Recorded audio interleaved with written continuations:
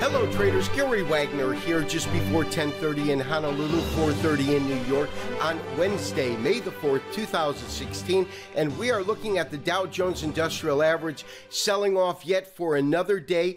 Off in double digits today. It was down over 100 points on the Dow Jones Industrial Average, but it appears as though it's going to close just a fractional amount above that point, down 99 plus points on the day at 17,651.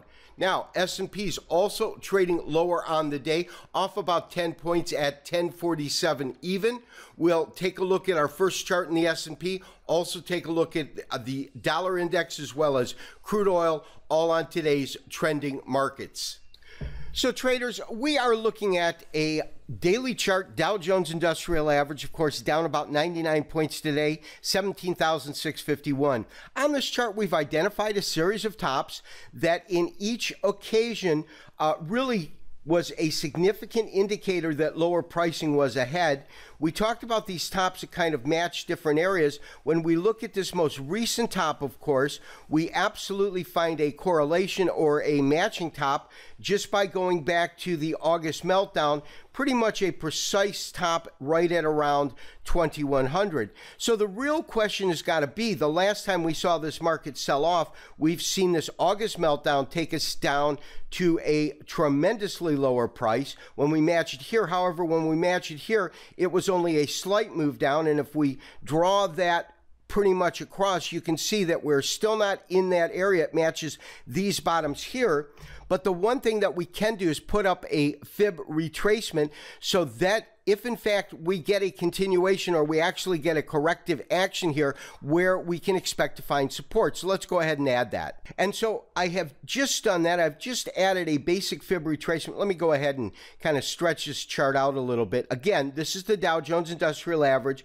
We're starting our fib retracement from this bottom that comes in here at 15,000, call it 15,500, up to this top at 18,200. Now, when we do that, 17,533, that is a 23% retracement, and it also matches up with this low here, which also matched up when we drew it across. Of course, we've expanded it, so we're not looking at that August meltdown, but we do have some historical data within this area. So that would be the first area we would look for, which would absolutely be fairly close to where we are right now. As I said, 17,533, because behind that becomes a 38% retracement, and that's taking us down into the low 17,000, 17,150, roughly in that area. So those are the areas that we want to watch if in fact we see the equities markets in the US continue to succumb to downside pressure.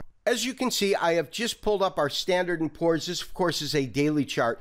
And what is important to me, we've got our 200-day moving average sitting at around 2007, also matches with a 38% retracement. So in terms of the S&Ps, we would look in that area. But here's another thing that I find interesting. This is our 50-day moving average. We had that cross where we had the short-term 50-day cross above the longer term, but that was to no avail because what we were seeing was really a rounded top and kind of the end of this rally that has been so prevalent since about, what, the middle of February. And the fact that we are so close right now in terms of our lows today in the market and that 50-day moving average draws into question if, in fact, we see this market continue to trade lower. Will it find any kind of support at that price point, meaning the 50-day moving average, or will we just see it break through and maybe even make a play for this 38% retracement level? So that's what we're going to have to watch very closely. When we take a look at crude oil, as you can see, crude oil is up today, but ever so slightly in terms of where it is right now. It is below $45. It seems as though 45, at least for the time being, is going to be a ceiling of sorts.